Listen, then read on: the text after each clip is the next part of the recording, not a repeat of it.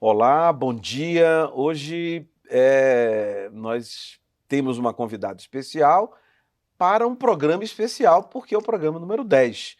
E uma figura número 10 do ponto de vista da trajetória acadêmica, da admiração que todos têm por ela e do conhecimento profundo no campo, no field, que ela escolheu para transitar e que transita muito bem e com muita autoridade. Eu estou falando da professora, autora, procuradora do Estado de São Paulo, casa de grandes nomes como José Afonso da Silva, o presidente Michel Temer, que foi procurador do Estado também, e tantos outros nomes. O professor Oscar Vilhena foi procurador do Estado, embora tenha deixado a procuradoria em um dado instante, mas eu estou falando da professora Flávia Piovesan, que é conhecidíssima, que é uma autoridade no direito constitucional, especialmente nos direitos humanos, e que é autora de alguns livros, entre outros, esse aqui, Direitos Humanos e o Direito Constitucional Internacional, que está nada mais, nada menos na 21ª edição. Então, por aí os senhores e as senhoras podem observar a importância da obra. Não é uma obra para concurso, que tem edições, não, é uma obra de referência. E a professora Flávia Piovesan, eu já disse que é procuradora de Estado e tal, atualmente cedida ao CNJ, ela atuou em Washington, na Comissão de Direitos Humanos, que é vinculada à OEA, foi inclusive vice-presidente dessa comissão. Como vice-presidente da comissão, atuou esporadicamente na Corte Interamericana de Direitos Humanos, em São José da Costa Rica, e é professora do mestrado, doutorado da PUC São Paulo, que é uma instituição de referência. Professora Flávia, muito obrigado por sua presença. Eu acho que foi o tempo mais longo que eu passei falando de um entrevistado, de uma entrevistada, no caso. Muito obrigado, é uma honra recebê-la. Vamos conversar sobre o seu livro e vamos conversar sobre sua trajetória acadêmica. Eu estou aqui com a 21ª edição, mas eu tenho a 13ª edição, que é de 2012, se a memória não me falha, que é de 2012. E que eu já rabisquei bastante. Senhora Flávia, seja bem-vinda. Bom dia a todos e a todas. Eu queria dizer, professor Souto, da emoção, da alegria e da profunda gratidão por esse momento. Tenho uma grande admiração pela advocacia pública, então estar aqui na Escola Superior da AGU, para mim, é um presente de final de ano, e com a sua presença, com a sua luz. Então eu queria, de minha parte, começar prestando as minhas homenagens sinceras. Não há Estado democrático de direito sem advocacia pública. Me sinto como uma advogada pública que busca alimentar e fortalecer o que eu chamaria de Estado democrático de direito constitucional e convencional. Então é um prazer imenso poder estar aqui no dia 10, que inclusive celebra o aniversário da Declaração Universal de Direitos Humanos. Que bom, ficamos todos felizes. Qual o estado dos direitos humanos? Eu não vou dizer, podemos até falar no âmbito internacional, mas vamos começar pelo nosso quintal. E quando eu digo quintal, é no sentido, vamos dizer assim, sentimental da coisa, não quintal no sentido pejorativo, né? Vamos começar pelo nosso quintal.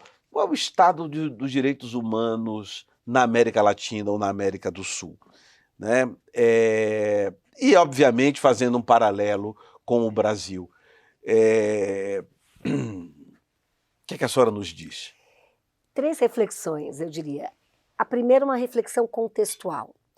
Eu aprendi, já tinha esta visão metodológica, mas o trabalho na Comissão Interamericana me ensinou a ter uma abordagem contextualizada dos direitos humanos. Não há como proteger, defender, refletir sobre direitos humanos de forma abstrata e descontextualizada. Então, o contexto latino-americano é absolutamente desafiador. Carrega 3 desafios estruturais, é a região mais desigual do mundo. Não sabia disso. É a região mais violenta do mundo e que sofre, em algumas geografias, com deficiência sistêmica no campo democrático. Também com os dados desagregados, nós sabemos que a violência, a pobreza, a exclusão e a intolerância carrega raça, gênero, cor. Portanto, há um impacto desproporcionalmente lesivo, sobretudo nos povos indígenas, afrodescendentes, etc. Então, esse é o primeiro ponto. Ao mesmo tempo, segundo ponto, nós temos um instrumental muito potente. Eu me refiro a todo o direito internacional de direitos humanos que é abraçado pelo Brasil após 88, sob a inspiração da Constituição no marco da democratização. Portanto, nós expandimos o bloco de constitucionalidade e temos a Convenção Americana, temos a Convenção contra a Tortura, o Pacto da ONU em Direitos Civis e Políticos, Direitos Econômicos, Sociais e Culturais, a Convenção que protege os nossos direitos das mulheres, que combate o racismo, dentre tantas outras. A vinculação ao TPI, né? Exato, o Estatuto de Roma. TPI, né? Agora, além de todo esse arcabouço, essa arquitetura protetiva internacional, ela se soma com uma Constituição muito generosa e avançada, a mais avançada da nossa história, que é a Constituição de 88. Certo. Então, o segundo ponto é, nós temos um instrumental jurídico especialmente, eu diria, potente, progressista, que tem uma mirada prospectiva e transformadora. Carregam esses instrumentos um mandato transformador. O que me leva à terceira conclusão, que é o papel que nós temos no ambiente jurídico, no nosso ecossistema jurídico, de ativar esse potencial transformador, alimentando e pavimentando o que eu chamo de constitucionalismo regional transformador. Portanto, temos um contexto desafiador, temos instrumentos de incidência nesse contexto, com potência e impotência também, e temos, então, passo a passo, transformações que nos levam a uma frase que eu gosto, que é a termos bases empíricas para a esperança. Estamos avançando, muitos são os desafios, e eu trago uma referência. Eu participei recentemente da Conferência Nacional da OAB, uma das maiores do mundo, este ano em Belo Horizonte, né? Com 22 mil participantes, vários painéis. E o tema era democracia, direitos, liberdades e Constituição. E no painel que eu estava participando, ao lado do ministro Silvio, inclusive Almeida, havia uma liderança indígena, havia uma liderança afrodescendente, a própria presidente era uma mulher maravilhosa, afrodescendente, que hoje lidera a Comissão de Direitos Humanos do Conselho Federal da OAB. E eu comecei a minha intervenção, e acho que esse é um elemento para a sua resposta também, dizendo, olha, eu nasci em 68. Em 68, nós, mulheres casadas, éramos relativamente incapazes. Pelo Código Civil anterior, de 1916. 16. Os povos indígenas eram tidos como silvícolas, esse era o nome, relativamente incapazes para os atos da vida civil. Falar direitos e liberdades, todos aqui, os 22 mil, estaremos detidos ilegalmente. De modo que, olhando para trás, eu sempre gosto de fazer esse balanço retrospectivo e prospectivo, buscando trazer uma ponte entre o passado, presente e futuro. Caminhamos, mas muitos são os desafios. Entendo. A senhora falou do constitucionalismo regional transformador, foi isso exatamente essa expressão? Essa é uma construção que surge em que momento, que tem qual amplitude e quando nós falamos de regional, qual é esse conceito de regional? Exato. Excelente pergunta. Eu creio que esse conceito, o constitucionalismo regional transformador, professor Souto, ele revela, ele invoca a emergência de um novo paradigma jurídico. Nós, do direito, não é que fomos alunos, alunas aqui no Brasil e na América Latina, nós todos tivemos como um referencial teórico, que eu diria quase que obrigatório na região, a teoria pura do direito de Hans Kelsen, que é um jurista que merece todos os aplausos, um homem brilhante do seu tempo e espaço. Isso. Nota, Áustria, do início do século XX. Nós estamos na América Latina, no século XXI.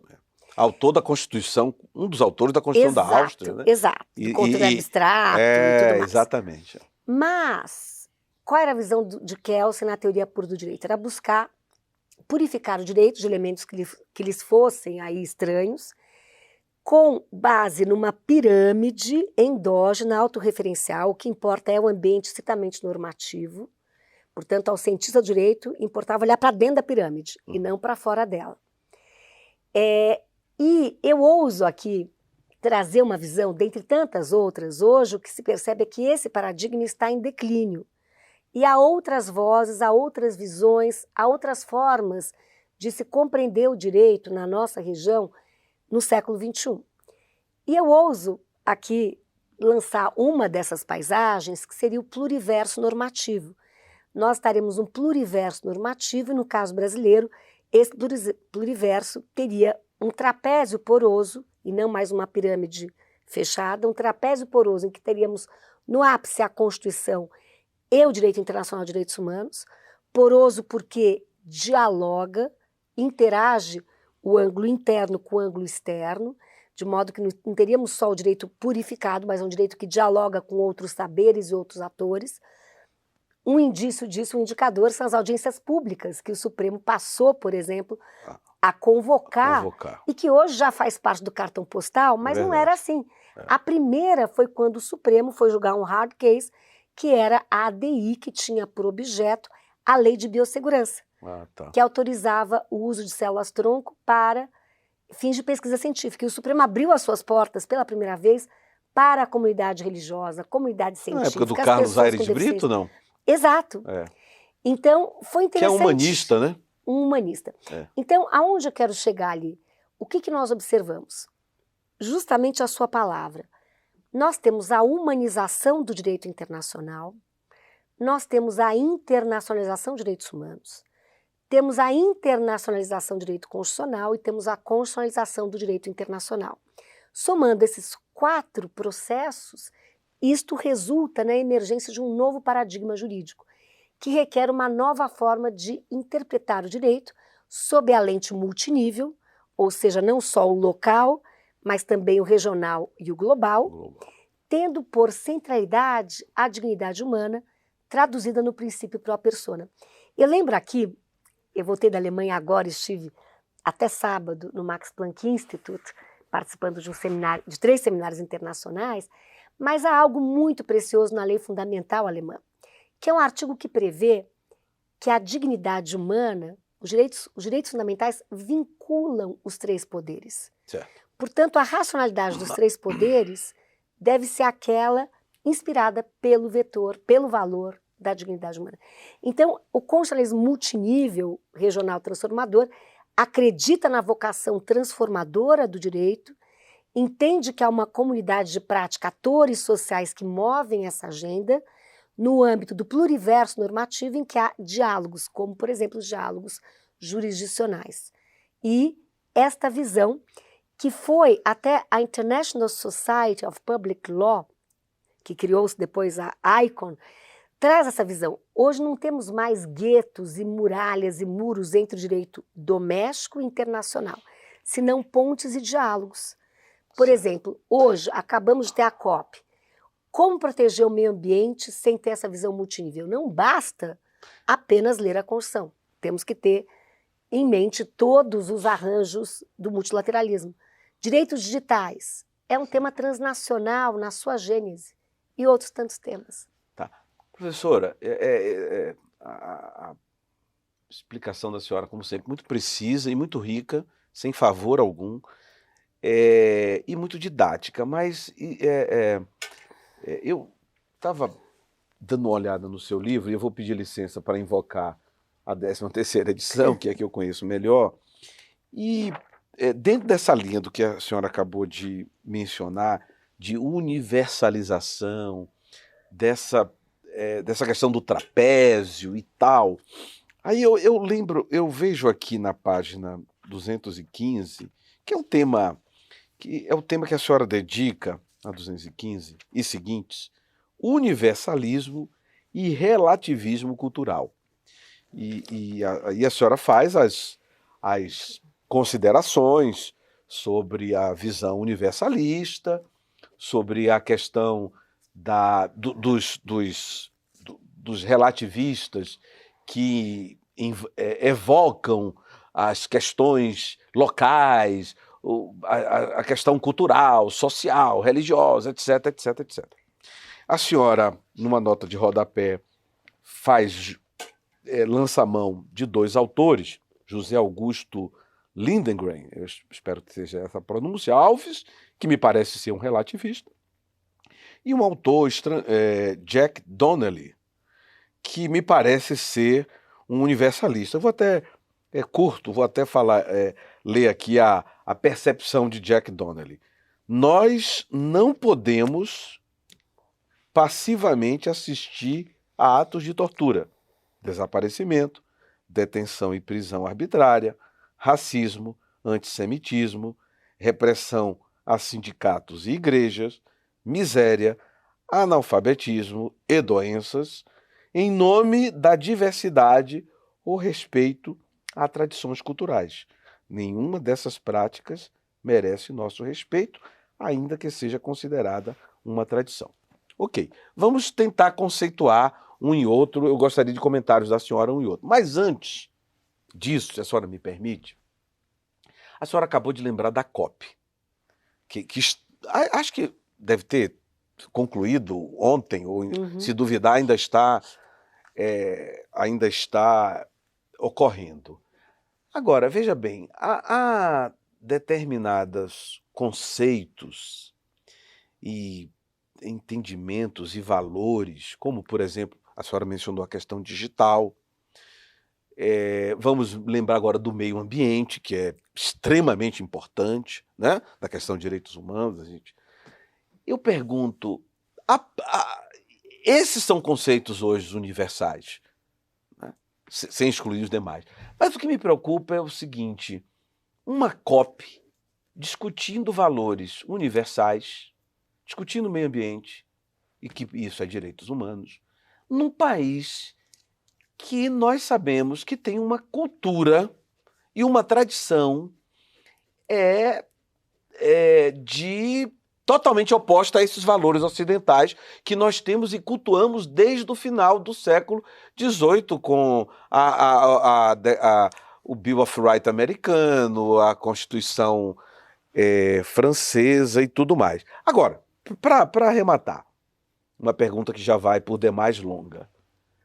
O que me chama a atenção é o seguinte, mas esse país aqui, ele tem essas tradições, então os relativistas vão falar, mas é um país que quer ser universal, que quer demonstrar que está inserido num mundo globalizado, tem skyscrapers, tem isso e tem aquilo, quer dizer, para uma coisa eu sou universal, não é?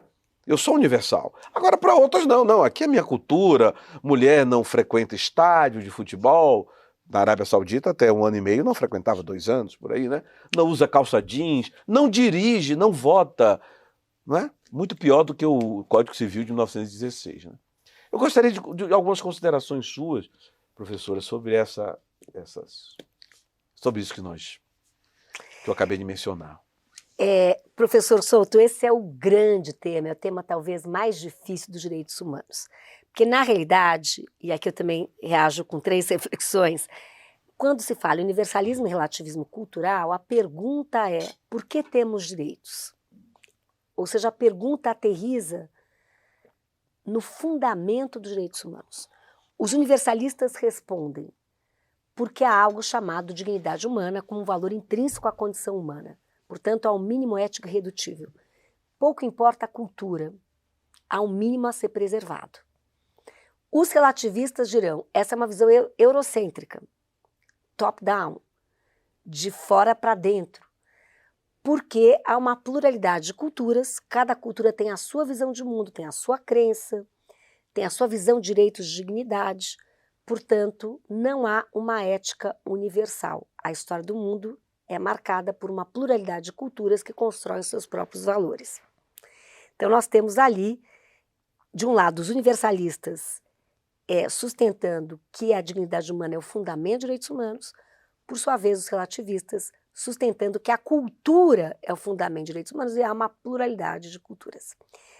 Eu entendo que o caminho é do meio, eu sou universalista, mas Claro. aí eu dialogo com um autor que eu também cito, que é o Bikku Parekh, que defende um universalista não etnocêntrico, mas pluralista, pautado no diálogo.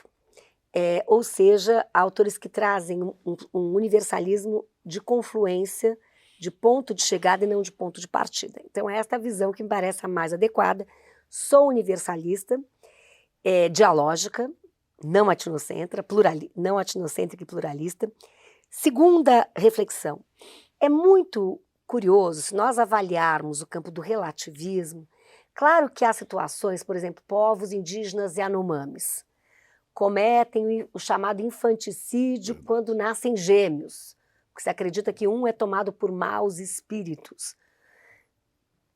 Quando há crianças com deficiência ou filhos de mães solteiras, há tradições indígenas que estão sendo, inclusive, revisitadas. Agora, o que eu posso assegurar, porque fiz pesquisa a respeito, se nós avaliarmos o campo do relativismo, quais são as diferenças mais acentuadas, elas se dão notadamente no que se refere à questão de gênero e orientação sexual. Então, eu trago a você a seguinte pergunta.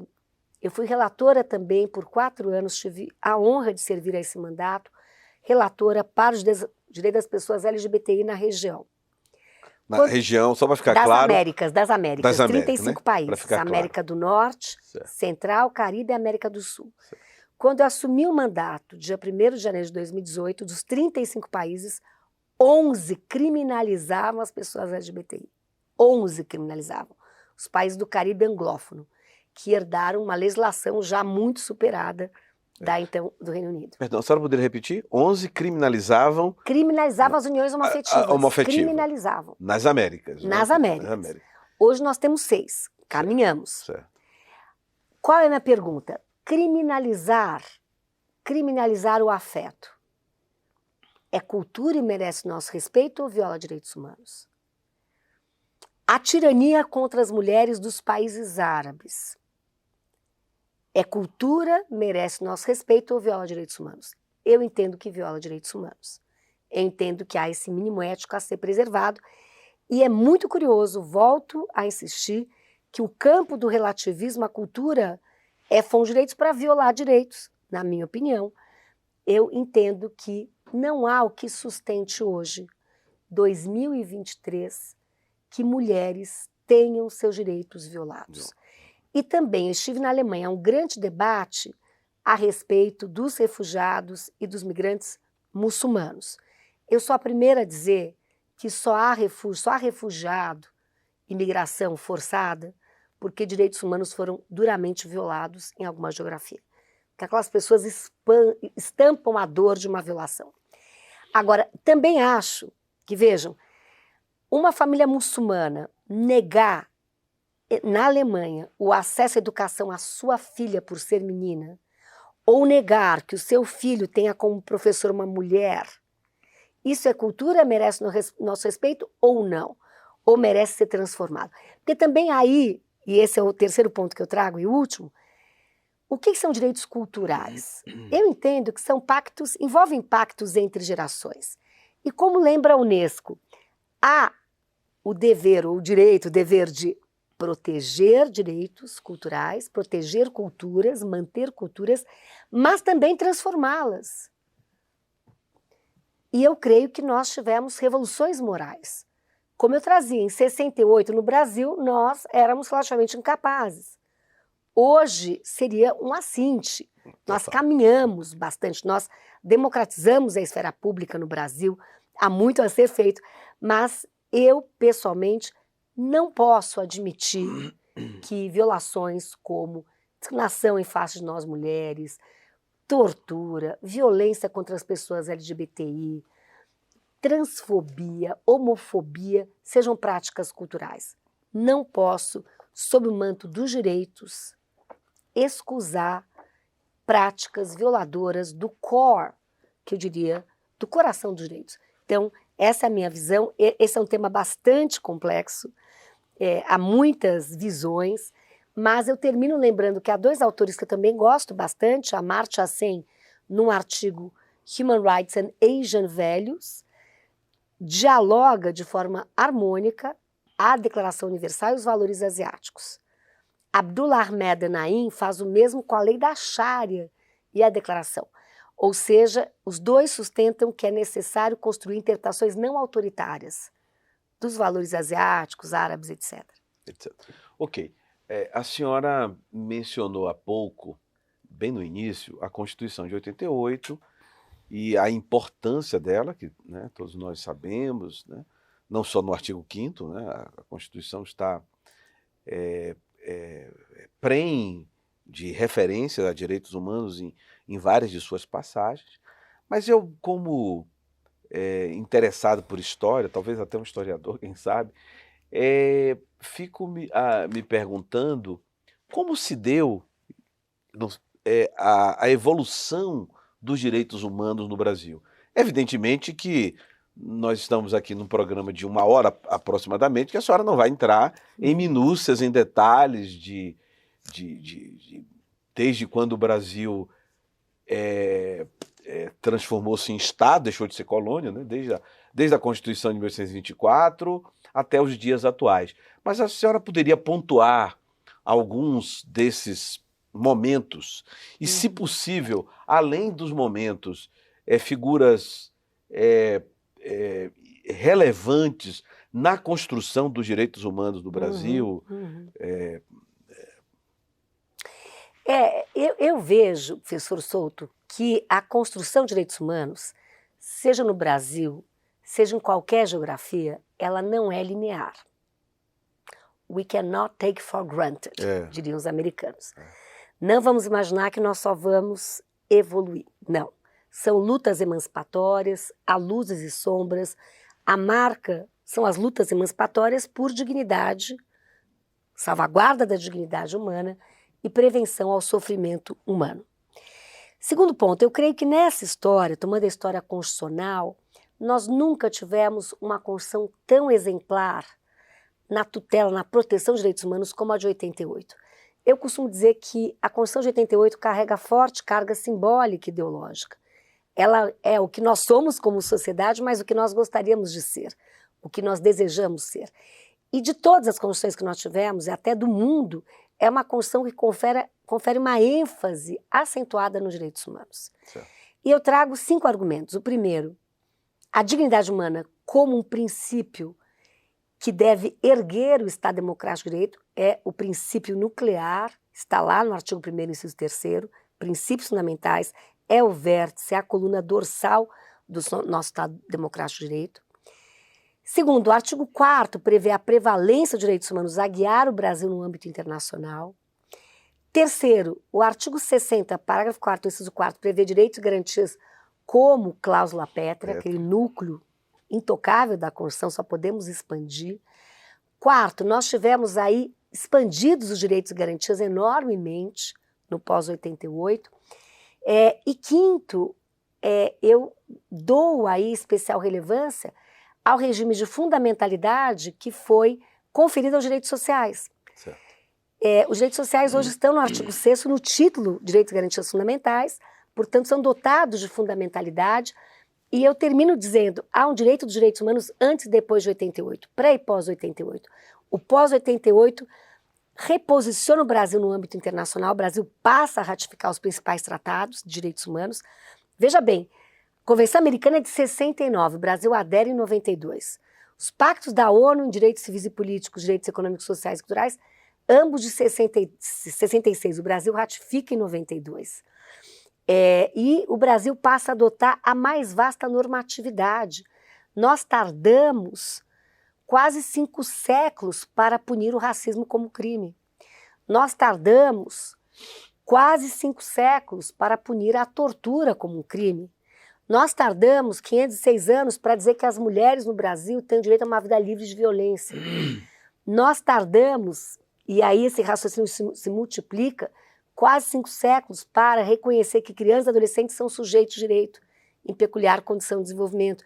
Então, veja, temos o ECA, o Estatuto da Pessoa Idosa, o Estatuto da Inclusão Social, temos aí diplomas dos mais diversos no pós-88.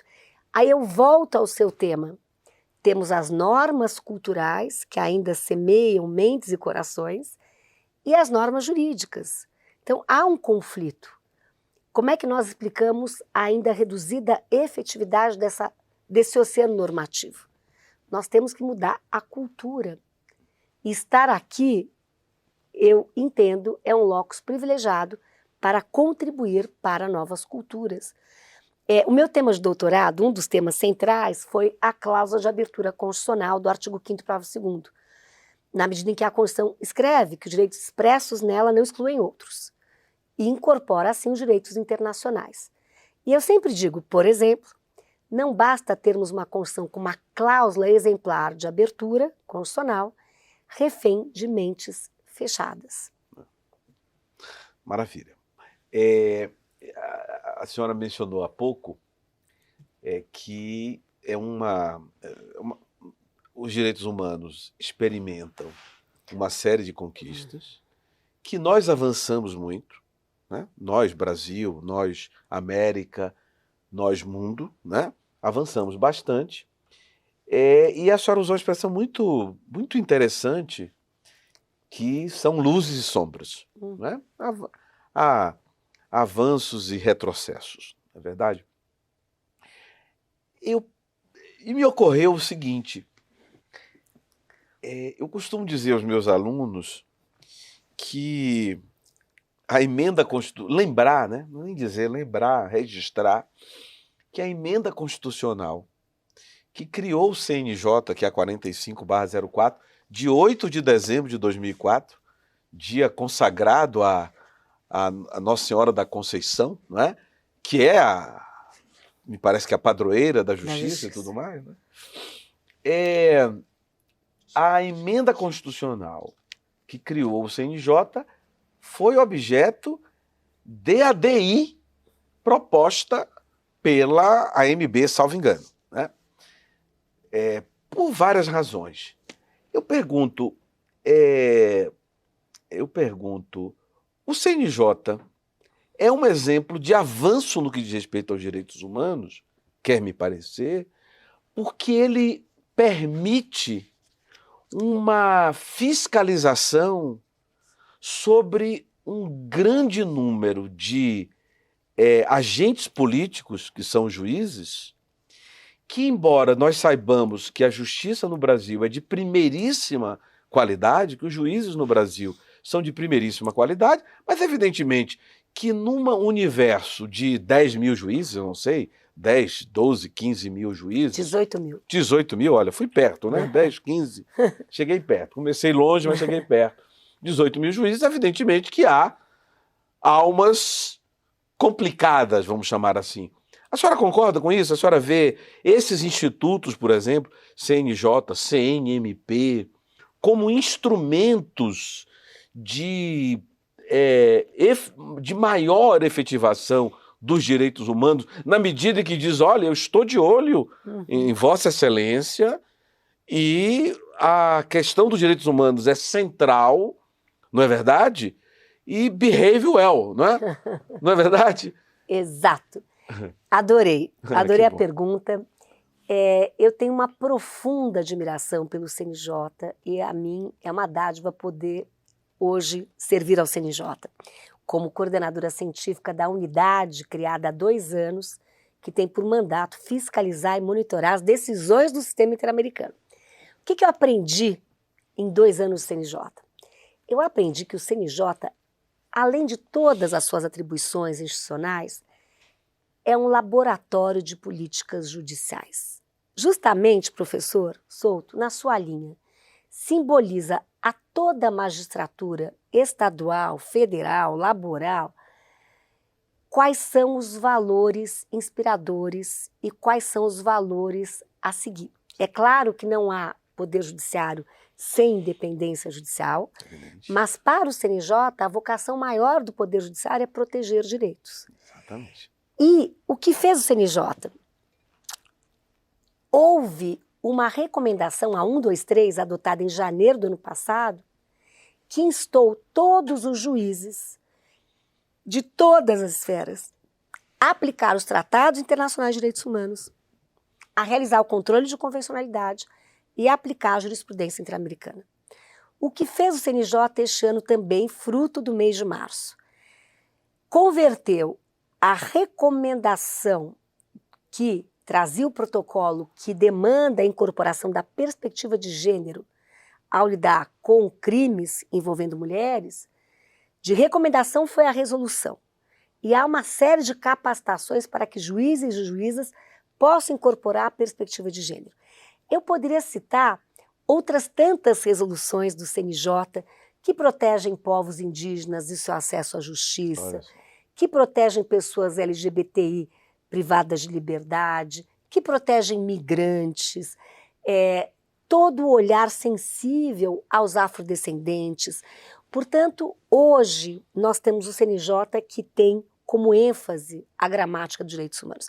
E eu lembro, inclusive, que foi lançado no ano passado, e eu posso dizer com muito orgulho que fui uma das arquitetas até, o Pacto Nacional do Judiciário para os Direitos Humanos.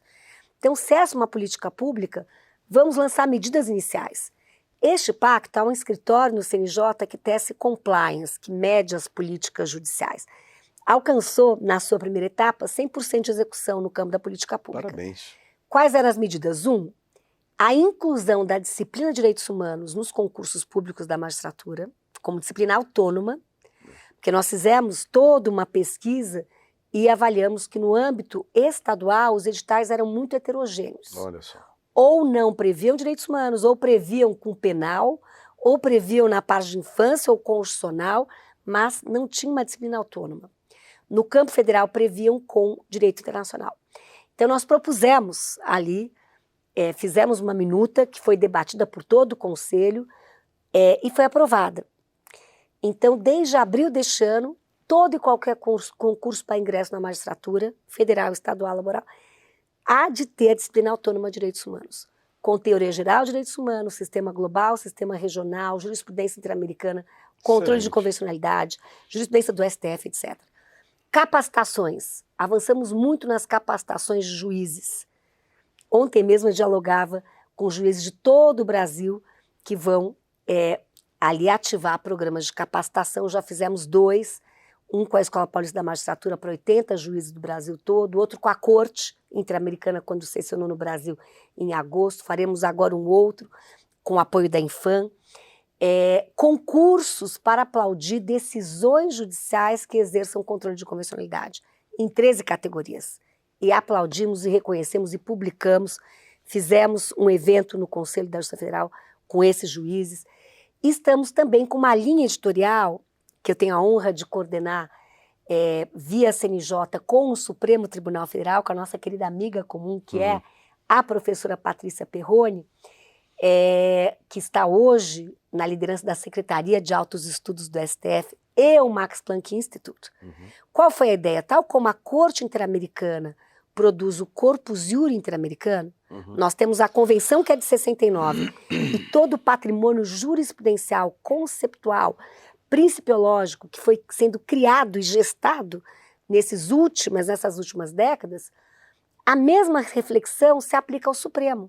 Nós temos a Constituição Seca de 88, mas temos um patrimônio jurisprudencial, um corpus juris, que vem sendo ali desenvolvido pelo STF. Claro, eu defendo, como diz o meu querido amigo Daniel Sarmento, Ativista é a sociedade civil, não é o Supremo, é a inércia da jurisdição. Mas o fato é que nós estamos com essa linha dos cadernos da jurisprudência do STF em direitos humanos, já publicamos os 4 primeiros volumes, todos têm acesso livre e gratuito na página do CNJ, sobre direitos humanos das mulheres, pessoas LGBTI, igualdade racial, povos indígenas. Hoje nós terminamos o caderno sobre pessoas privadas de liberdade, daí vem outro sobre liberdade de expressão e novas tecnologias, outros sobre meio ambiente e justiça climática, e assim por diante. Qual é a ideia e a metodologia? Garimpar no Supremo os leading cases. E mais do que isso, focar nos diálogos entre o Supremo e o sistema interamericano e o sistema global, avaliando a crescente permeabilidade dialógica do STF.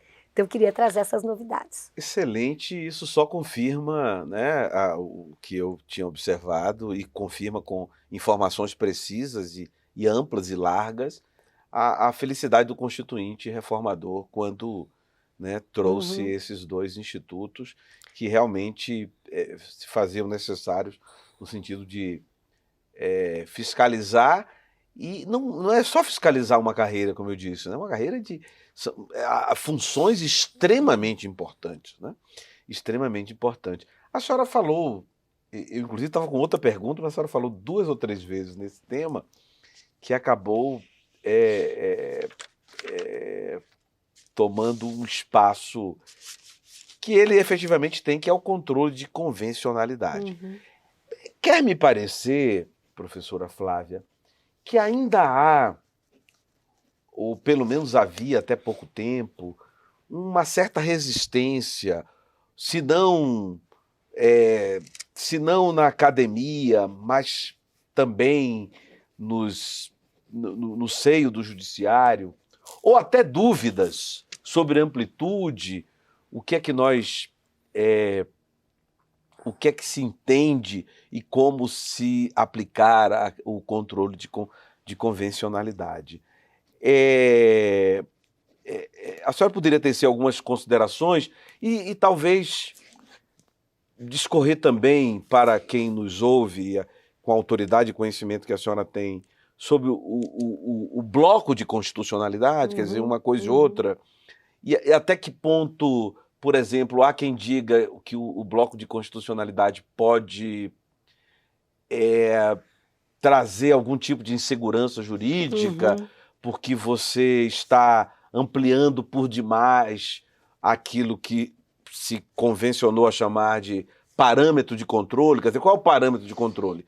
Quer dizer, o parâmetro de controle é a Constituição, e aí nós temos uma segurança maior, ou nós vamos poder adicionar esse ou aquele entendimento não, né?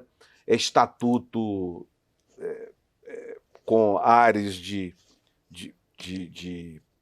norma constitucional material? Excelente pergunta. Eu tenho trabalhado muito esse tema, na prática e na teoria, escrevendo, pensando, mas também nessas capacitações que tem como vértice controle de convencionalidade de direitos humanos. E eu acho que caberiam 4 perguntas. O que é o controle de convencionalidade? Quem o exerce? Como o exerce? E qual é o parâmetro do controle? O controle de convencionalidade, se nós formos à primeira pergunta, ele não está previsto textualmente na Convenção Americana. Não há nenhum artigo, nenhuma base jurídica explícita que o preveja. Ele foi uma criação da jurisprudência. O querido e brilhante Dom Sérgio Ramírez, juiz mexicano, presidente da corte, no voto em 2006, no caso Almonacé Arellano, ele assim argumenta que o Estado, quando ratifica uma convenção como é a Convenção Americana, deve atuar de boa fé, pacta sunt servanda, de modo que todos os órgãos do Estado devem levar em consideração os parâmetros convencionais. E aí destaca ele, inclusive o Poder Judiciário deve exercer uma espécie de, aspas, controle de convencionalidade ao interpretar a ordem doméstica à luz sempre dos parâmetros convencionais. Então essa foi a primeira voz do sistema interamericano sobre o controle de convencionalidade de 2006. E o fato é que a jurisprudência da Corte foi cada vez mais densificando essa ideia. Quem exerce o controle de convencionalidade não é só o Poder Judiciário. ainda que neste voto haja um destaque especial ao Poder Judiciário, todo e qualquer agente público é um agente nacional e interamericano. Então, o professor Souto, como advogado público, é um advogado nacional e interamericano. Todo e qualquer juiz e juíza são juízes nacionais e interamericanos. Inclusive, eu participarei amanhã de uma banca de doutorado cujo tema é justamente a administração pública e controle de convencionalidade. Então, é um tema que não é reduto e monopólio do Poder Judiciário, mas de todos os atores públicos, porque o que está em jogo é a construção do Estado Democrático de Direito, constitucional e convencional, tendo por centralidade direitos humanos. Então, ao fim e ao cabo, por que importa o controle de convencionalidade? Na minha visão, para salvaguardar os direitos convencionais. É isso que está em jogo. E os direitos convencionais importam porque nós temos na Constituição de 88 poros, cláusulas de abertura. A nossa Constituição se expande com o parágrafo 2º do artigo 5º, com o parágrafo 3º do artigo 5º. Portanto, nós temos essa expansão do bloco de constitucionalidade que passa também a incluir os tratados internacionais de direitos humanos. Então, o parâmetro de controle é não apenas os tratados, mas também a jurisprudência. Então, isso é importante sinalizar, e eu creio, mais uma vez eu volto àquela ideia da emergência de um novo paradigma jurídico. Eu creio que cada vez mais, e o próprio STF no RE 466343, julgado em 2008, deu, eu creio, esse é um leading case que traz um avanço extraordinário, porque o Supremo rompe com 31 anos de jurisprudência, que foi gerada pelo RE 80.004 em 77, em que o Supremo, em votação não unânime, em 77, tempos outros, ditatoriais, com a Constituição outorgada, o Supremo entendeu que havia paridade entre tratado e lei federal. No RE 466348, em 2008, portanto, 31 anos depois, o Supremo vai dizer, não, essa paridade não se aplica aos tratados de direitos humanos, que tem um regime jurídico específico, especial e diferenciado, um status privilegiado. Portanto, um tratado que visa a abolição da pena de morte ou combate à tortura tem um regime jurídico distinto de um tratado que visa a exportação de abacaxis ou bananas, simples assim. Consenso. Qual é o dissenso? Qual seria esse regime? E aí o Supremo ficou entre o trapézio e a pirâmide. A tese vencedora no Fla-Flu, que eu diria, foi os tratados têm ao menos hierarquia supralegal, mas infraconstitucional, se não, como lembra o nosso saudoso decano, patamar constitucional. Mas mesmo a tese trapezial, perdão, a tese piramidal, no mínimo os tratados de direitos humanos têm hierarquia supralegal. Consequentemente, todo e qualquer lei e ato normativo deve ser interpretado à luz dos parâmetros constitucionais, mas também dos parâmetros convencionais. Então, eu creio que é muito importante semear a cultura do controle de convencionalidade. Só uma notinha, nós fizemos uma oficina na Infam, com juízes de todo o Brasil, numa iniciativa Infam CNJ, e temos até julho, todo o Poder Judiciário vai se mover, cada qual ao seu modo, à luz das peculiaridades locais, para realizar e organizar um curso de capacitação sobre controle de convencionalidade de direitos humanos. Extremamente importante, é um tema que ainda suscita dúvidas, né? Não está muito claro, e pelo menos para alguns, evidentemente, né? E esses treinamentos efetivamente são de grande importância. Professora Flávia, também no início, quando nós falamos de universalismo e de regionalismo, aliás, a palavra não foi regionalismo, não, é de relativismo, a senhora lembrou do argumento de que o universalismo é eurocêntrico, alguma coisa desse tipo. A senhora, como pesquisadora do tema, e eu me interesso muito por direitos humanos, bastante, se a senhora tivesse que que destacar 3 países que mais contribuíram para o tema / expansão dos direitos humanos. Quais a senhora destacaria e por quê?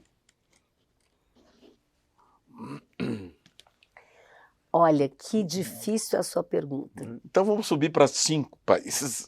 Difícil essa pergunta, mas o que eu diria?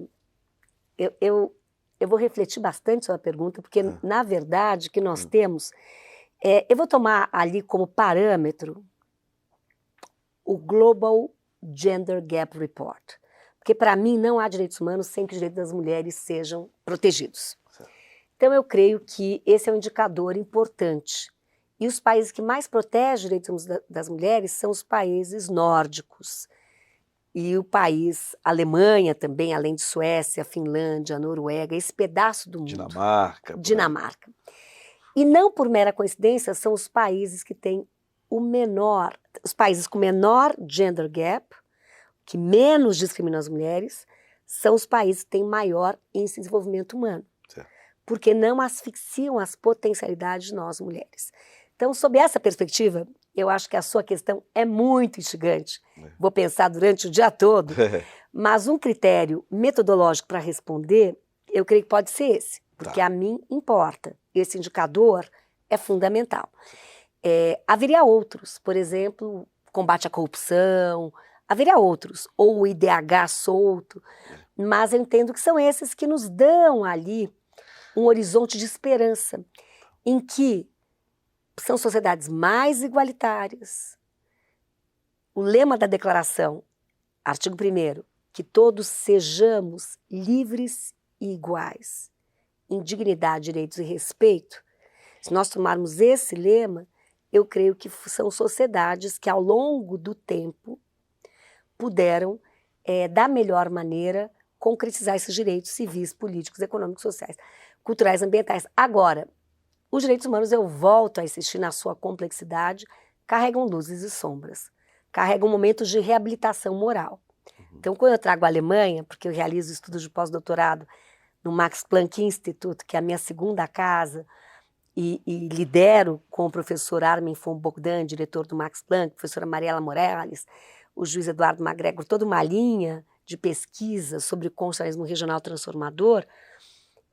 A Alemanha se reabilitou moralmente, né, com esse passado, mas é impressionante. Voltando à lei fundamental, a lei alemã, a lei fundamental de 49, na minha aula de alemão eu descobri isso, ainda que eu seja uma cultora aí do direito público, foi nessa aula, algumas semanas atrás, no aniversário da lei fundamental, que eu descobri que a feitura, ainda que ela seja tão referencial, se nós avaliarmos quais são os exemplos de construção hoje no mundo, seguramente ela surgiria, a Lei Fundamental de 49, que ela prevê, não é, o que eu já disse, que a dignidade humana é um valor a nortear os poderes, o Estado.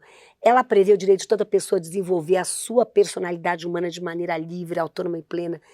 Há muitos diamantes ali. Agora, qual foi o processo de feitura? Sabe em quanto tempo ela foi feita?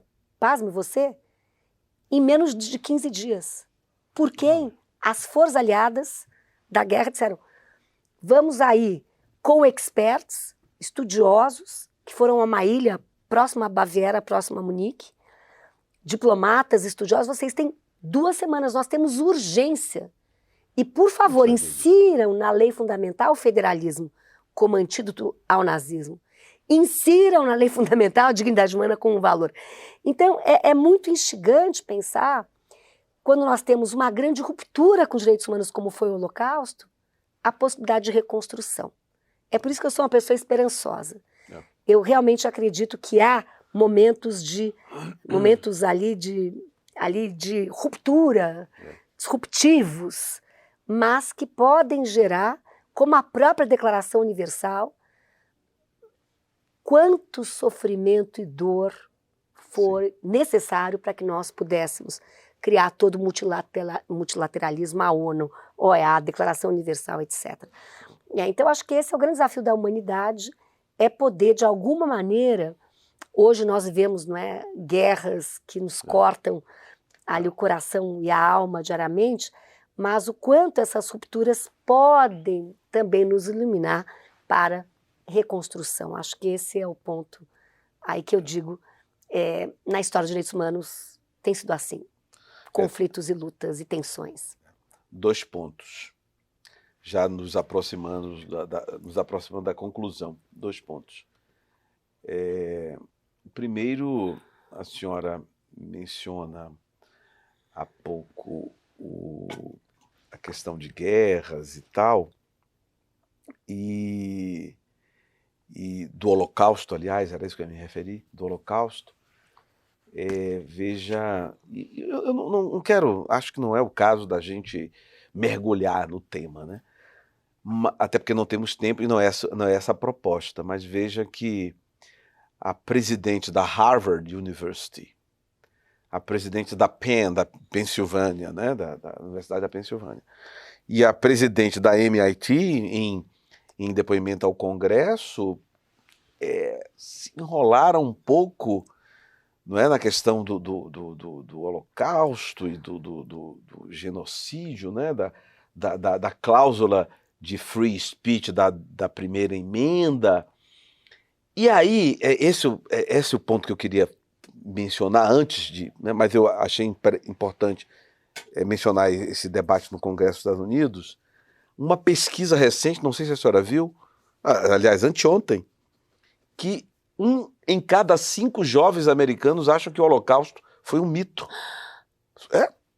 Pesquisa real. 1 em cada 5 jovens. Olha o gap geracional e a importância que os direitos humanos têm hoje, que os professores têm hoje em sala de aula, para relembrar esse assunto, para que o mundo não mergulhe de novo naquela escuridão terrível